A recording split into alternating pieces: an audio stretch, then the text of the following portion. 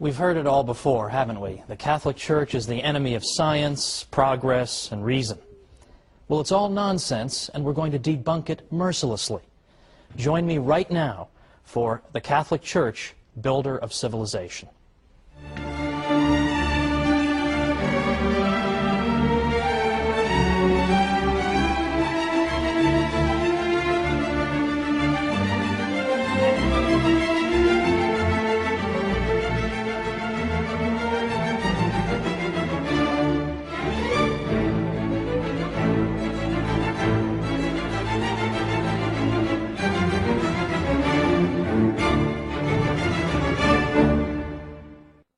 Welcome to the Catholic Church, Builder of Civilization. I'm your host, Thomas Woods. I'd like to begin this 13-program series with a fact that's fairly obvious to most of us. There's a bit of a double standard in the world when it comes to the Catholic Church. You can say anything you like about the Catholic Church, your career won't be over, no one will care, there'll be no candlelight vigils or hunger strikes. You say anything you like about it, and that's just fine. If anything, you'll be even more welcome in fashionable circles than before. So, what's the result of that? The result is that you can get away with saying the most absurd, ludicrous things about the Catholic Church. And people believe it. People are inclined to believe every ridiculous calumny against the Catholic Church. But worse still, some Catholics themselves, I think, have begun to interiorize some of these criticisms. And deep down, I think they themselves wonder, has the Church really been a positive influence in history, after all? Hasn't she been responsible only for repression and ignorance? And hasn't she been an opponent of the sciences? We've all been taught to believe this. It would be a miracle if people didn't believe it. But it's not true. And in this series, we're going to show why it's not true. And we're going to show the true glory of the Catholic Church. Now, the attacks on the Catholic Church and on religious belief in general have accelerated just over the past 5 years or so.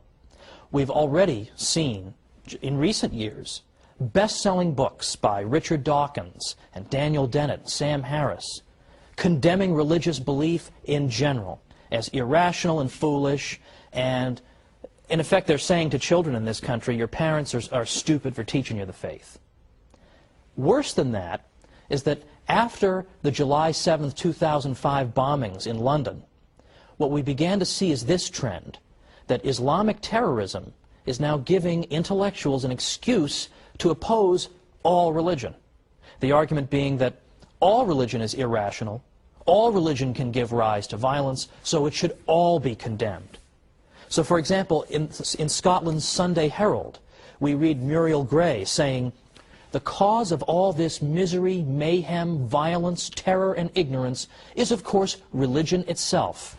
And she called religion Dark Ages nonsense. For the government of a secular country such as ours, she said, to treat religion as if it had real merit, instead of regarding it as a ridiculous anachronism, which education, wisdom, and experience can hopefully overcome in time, is one of the most depressing developments of the 21st century. Now, I'll leave aside the fact that she doesn't know how to use the word hopefully correctly. That's another matter. The point is, this is our critic. Another critic, Polly Toynbee in the London Guardian, said, "It is now time to get serious about all religion and draw a firm line between the real world and the world of dreams." In the London Spectator, Matthew Paris said, "What unites an extremist mullah with a Catholic priest or evangelical Protestant minister is actually much more significant and interesting than what divides him from them." Well, these criticisms have become routine. Day in and day out, we hear them. All religion is the enemy of progress. But the Catholic Church in particular is consistently viewed as the enemy of science and progress and knowledge. Consistently. Now, why is that? How did that happen? In part, it began 200 years ago or more in the so-called Enlightenment, which was a period in 18th century European history in which the intellectual classes became extraordinarily hostile to the Church. They disparaged the Middle Ages consistently. In fact, that's why they had the word Enlightenment. Because the idea was that before the Enlightenment, before the wonderful 18th century, all we had was misery and backwardness and ignorance fostered by the Catholic Church. But now, thankfully, we have secular intellectuals to bring us enlightenment. I sometimes think that the most depressing job on earth must be to be a history professor who teaches about the Middle Ages. It must be the most depressing job on earth. All day long, you lecture about the Middle Ages, and you say the Middle Ages weren't so bad. In fact, a lot of great things happened in the Middle Ages. Catholic Church made a lot of great things possible. You lecture on this all day long. You write books and articles on it. You even appear on television. You appear on radio, and you talk about it.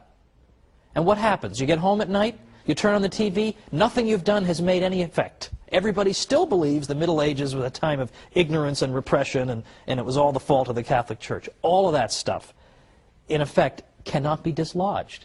It must be extremely depressing. Now, why are these falsehoods so resistant to the truth? Why is it so hard to get people to change their minds on this?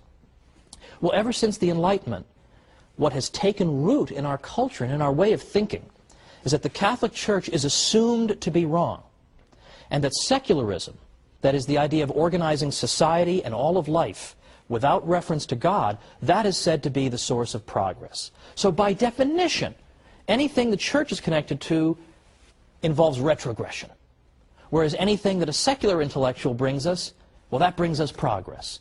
And that has been the lens through which history has been viewed over the past 200 years. That's why it's only over the past maybe 50 years that we've begun to see historians finally cracking through this nonsense and finally saying, wait a minute, not only did the Catholic Church not obstruct the sciences, she may have helped to foster them. Not only did secularists not invent the science of economics, for example, but in fact it turns out it was Catholic priests and professors who developed the ideas of economics centuries earlier, and on and on and on. But it's taken a long time to crack through this accepted idea that the Church is responsible for retrogression and ignorance. It's taken forever. Now let's think about some of these areas in which the Catholic Church has really built our civilization. I mean, I choose that word advisedly. Why is it that the Catholic Church can be said to be her builder? Well, for example, consider how we think about charity, charitable work. We think that you're engaged in charity when you help somebody without any expectation of a reward, when you do it because it's good and it's right to do it. You do it because you know that in the grand scheme of things, that unfortunate person is in some sense your equal, having been made in the image and likeness of God. And so you help that person. You don't help that person because you expect 3 years down the road to revisit him and say, remember that $15 I gave you, why don't you cough it up? Or to revisit him and say, I need votes, I need some political support, why don't you come help me? We don't do it so we can tell the whole world, hey, look at what a great guy I am, I just gave that guy $10. We don't do it for those reasons. We do it for the reasons that I gave, purely disinterested motives. Well, where do we get that idea? That idea comes from the Catholic Church.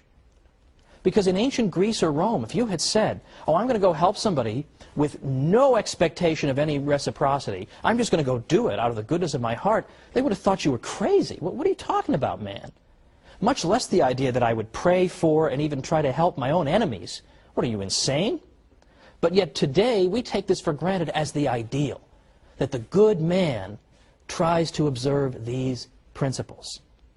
But again, where do they come from? They come from the Catholic Church. The Catholic Church teaches this about charity. The ancient world didn't. So here's an area in which things that we take for granted, this is the way we think, we take it for granted. Where does that come from? It comes from the Catholic Church. We'll have more to say about that in a future episode. How about the idea of rights, that I have a right to own property, or a right not to be killed, for example? Where does that idea of rights come from? Well, we've always been told that secularists in the Enlightenment, or just before the Enlightenment, came up with this idea in the 17th century. All of a sudden, boom, rights just developed. Well, that's not true either. And once again, modern research is coming to the rescue of Catholicism. I know that sounds odd. You think modern researchers, you want to run the other way. But in fact, honest professors, Catholic and non-Catholic alike, are now saying that the idea of rights goes all the way back to the 12th century and Catholic canon lawyers who gave the idea its birth. And the idea of a right simply means that I have a certain immunity to invasion by you. You can't just arbitrarily kill me or deprive me of my property, things of this nature. That's all a right is, that it would be wrong for you to interfere with me in these areas. And where does this liberating idea come from? From the heart of the church. Or again, economic science. Did Adam Smith just think of economics in the 18th century? It all just came out of his head. He had this gigantic head, and all of economics just poured out of it. No. In fact, for the past 50 years, what have historians been saying? They've been saying that it was the Catholic scholastics, professors who taught in particularly Spanish universities, and specifically the University of Salamanca, that gave birth to modern economics. They were the founders of economics, not secularists of the Enlightenment. This is now being discovered.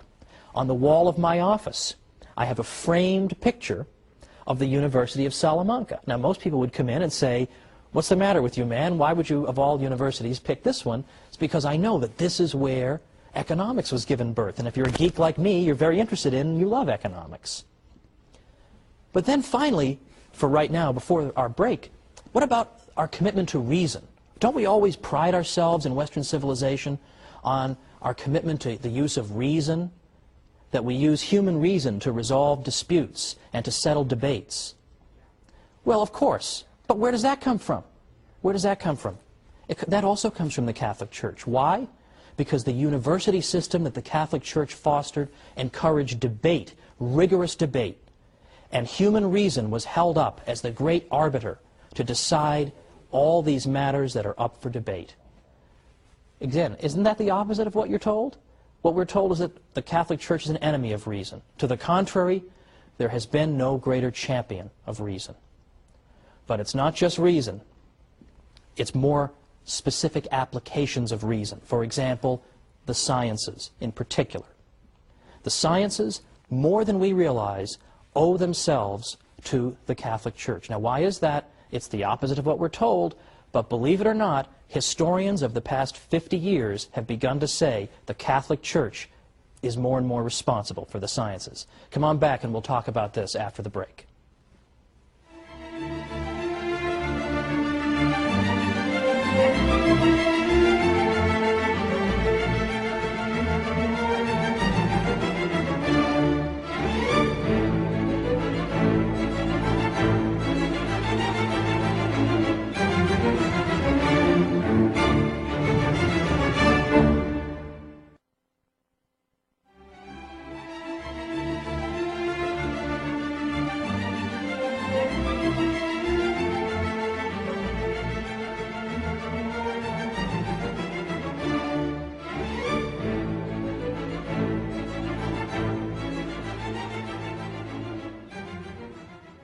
Welcome back to the Catholic Church, builder of civilization.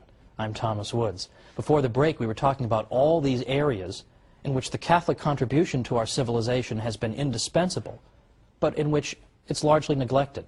How many of the facts that we've uncovered even up to now are covered in schools on a regular basis? Do I even have to ask that question? But I teased you a little bit with the idea of the Catholic Church as having helped to give birth to science in Western civilization just before our break here. What did I mean by that?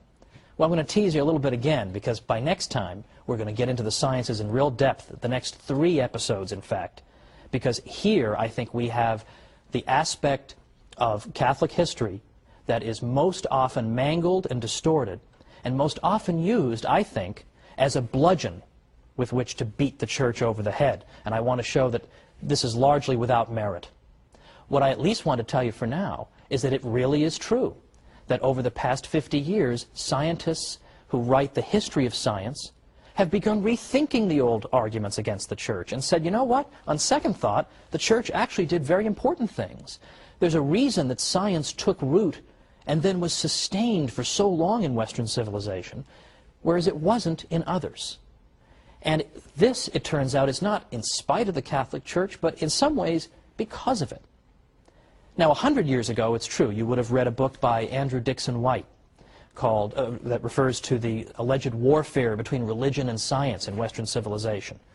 Today, White's book is considered almost laughable among professors. It's so out of date and so ludicrous. Today, you have professors like Edward Grant writing Cambridge University Press books. You've got Thomas Goldstein, A.C. Crombie, David Lindbergh, and many besides. And what they all agree on is that you can't just say the Church was an opponent of the sciences. To the contrary, there were aspects of Catholic thinking that were indispensable for the development of science. And we're going to get into specifically what were those. But right now, I want you to know that this old myth is being overturned by professors. Unfortunately, the findings of these professors have not managed to trickle down to the general public yet. This is what we're going to try to do on our series. Let me give you, by the way, an example of a typical story that people have been taught to believe about the Catholic Church, and then consider why it is they so readily believed it when there isn't even a stitch of evidence for it. And here's an example that I think even many people in the viewing audience might have believed, and I myself believed. I have no reason to think otherwise. And that's the idea that Christopher Columbus, when he engaged in his famous voyages, was actually seeking in part to prove that the Earth was not flat, but rather spherical. Now, we've all heard the usual story that Columbus was warned. No, Columbus, no, don't go sailing that far. You're going to fall off the edge of the Earth. Don't you know that? The Earth is a big flat disk, and you're going to fall off the edge and get eaten by dragons, or giant radioactive spiders are going to eat you, something like that. He was warned about all this. Don't do it. Well, he did it anyway, and this goes to show how brave and wonderful he was. Now, I don't dispute that Columbus was indeed a brave and skilled navigator. But Columbus himself, were he here today, would tell you that he was not seeking to prove the Earth was spherical. Why? Because everybody already knew it. Everybody already knew the Earth was a sphere. In effect, no educated person in Europe believed the Earth was flat. That is a myth. That's an almost absurd myth. In fact, just try to go back and find anybody in the history of Christendom who believed in a flat Earth. Just look for them. If everybody believed it, that shouldn't be so hard. And yet you can't find any examples. Well, I correct myself. You can find two examples of people you've never heard of. Lactantius, for example, from the late 3rd and early 4th centuries. He had no influence on anybody, and in any event, he was speaking more allegorically than anything else. The other person who seems to have believed it was a 6th century figure named Cosmas Indicopleustes. You ever heard of him? Neither have I. And neither had anybody in Western Europe. Cosmas wrote in Greek. By the time you get to that period of time, hardly anybody in the West speaks Greek. Pope St. Gregory the Great, for instance, who was Pope from 590 to 604, already he doesn't even speak a word of Greek. So hardly anybody could have read Cosmas. He wasn't translated into Latin until 1706. So anybody who may have taught a flat Earth had an audience of about 1 or 2 people, had no influence on anybody. The fact is, everybody understood the Earth was a sphere. The reason people were reluctant to sponsor Columbus wasn't that they were afraid he was going to fall off the edge.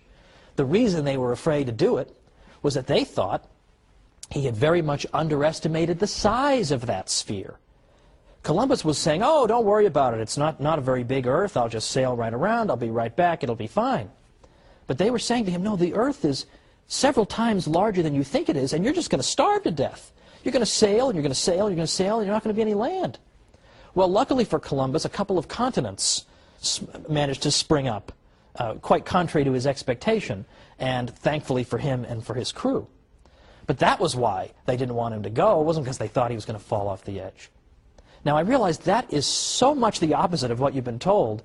You almost think that I must be making this up, right? Sure, people believe in a flat Earth, but I promise you they didn't. And there's actually a whole book that was written to answer the obvious follow-up question. If nobody believed in a flat Earth, how did this myth ever get started? And the answer comes in a small book by a guy named Jeffrey Burton Russell. He wrote a book called Inventing the Flat Earth. And what he found was that it was a very, very tiny group of intellectuals in the 19th century who gave birth to this myth. And they did it because it made the Catholic Church look ridiculous. Because it made the Catholic Church look ridiculous. Because in the 19th century, there was a lot of debate and dispute with the Church about Darwin and other matters. And the idea was that if we can portray the Church as being so ridiculous that it used to actually teach the Earth was flat, then we can show that she is an utterly contemptible opponent. So they invented this story to cast the church in an absurd, ridiculous light. I am sure they had no idea the longevity of this myth, that in the 21st century people would still be taught it. I'm sure somewhere in the world right now as I speak, somebody's being taught the stupid church taught the earth was flat and brave, heroic Columbus proved them wrong. It just won't go away. But why won't it go away? Why does it have such staying power? And the reason is that it feeds into this Enlightenment stereotype, right? The Catholic Church is stupid, it inhibits progress, it forces us to believe foolish things. Well, that's exactly what we see in the flat earth myth, isn't it? Who could possibly believe the earth was flat? The ancient Greeks actually measured the circumference of the earth. So obviously they knew it was round. How could the foolish church think anything different? So there's a great example that can easily be overturned. But it hasn't been overturned because it serves a purpose. If you tried to invent some myth today about any famous person you could think of and say that so-and-so believed such and such, it would last for about 3 seconds. But people believe what they are prepared to believe. And people are prepared to believe the worst about the Catholic Church. So the point of the series, the point of the next 12 weeks in which I'll be joining you, is to go after not simply these little myths, but to build up an edifice to show the glories of the Catholic Church. Not simply to say, well, the church didn't really do this, or the church wasn't really so bad over here. We're not going to make any progress if our message is, the Catholic Church, not as bad as you thought. We need something a little more vigorous, a little more vigor in our message. We need instead to say, it's not simply the Catholic Church isn't as bad as you thought, or she didn't really teach the earth was flat. We can't win by always running around putting out fires. Nobody ever built a house by putting out fires. Fires have to be put out, it's true. But we understand that we can't build if that's what we're always doing. If we're always letting opponents of the church define the debate for us, then we're always going to be on the defensive. And it seems to me, given the state of our civilization, that it's about time that we went, shall we say, on the offensive. And we showed people all the glories of the church, and we showed them all this hidden history. So we don't have to say, oh, we're not really as bad as you think. We're far more glorious than we ourselves even realize. And we are going to be up against, well, frankly, very, very influential people in this world. I'm sure many of you remember that the European Union's Constitution excludes all mention of the Christian influence on Western civilization. How willfully blind would you have to be, surrounded by cathedrals and religious artwork and the fruits of what the church has given us? How blind would you have to be not to mention that the church had a little something to do with building this civilization? No. Instead, the European Union Constitution begins and ends with the idea that Western civilization, that comes to us from ancient Greece and Rome, and then from the Renaissance and the Enlightenment. And that 1,000-year period in between, well, I don't know what was going on. Apparently nothing much. That's the standard view, and that was the standard view many people had up until, as I say, as recently as 50 or 100 years ago. But today, any medieval historian worth his salt knows this is a whole lot of nonsense and would reject it with a laugh. But yet, the architects of the European Union exclude mention of the church or of Christ from their founding document. It isn't that they're stupid. If it were just a matter of stupidity, that would be easily overcome. We just come back with the facts and that'll be the end of it. It's that they're hostile to the church. I mean, what could be more obvious than that? Look at what the European Union is up to half the time. Do they seem like pious Catholics, most of these people? They have no interest in spreading the truth about the church. And that's why we as Catholics are under a particular obligation. We have to learn what we can about our faith. And we have to go and spread it. And we have to go and tell people the real history of the Catholic Church. Because if we don't defend ourselves, nobody's going to do it for us. I actually wrote a book called How the Catholic Church Built Western Civilization, because I thought it was about time that we told our story. And that's what I'm going to spend the next 12 episodes doing, is telling our story. But for next time, we're going to start 3 programs on the subject of the church and science. And you're going to have more ammunition then you're going to know what to do with by the time we're done with the next 3 episodes. Because did you know, for instance, that the Jesuits, the Society of Jesus, did you know that they were so accomplished in the sciences that right now 35 craters on the moon are named after Jesuit scientists? Did you know that 1 out of 20 of the greatest mathematicians who ever lived belonged to the Society of Jesus? Or that the Jesuits helped to found and then became the greatest practitioners of the study of earthquakes, seismology. And we can go on and on and on. Atomic theory, the study of ancient Egypt, the study of physics, and I can go on and on. There are so many ways in which the Catholic Church contributed to the sciences. So join me next time for the Catholic Church, Builder of Civilization.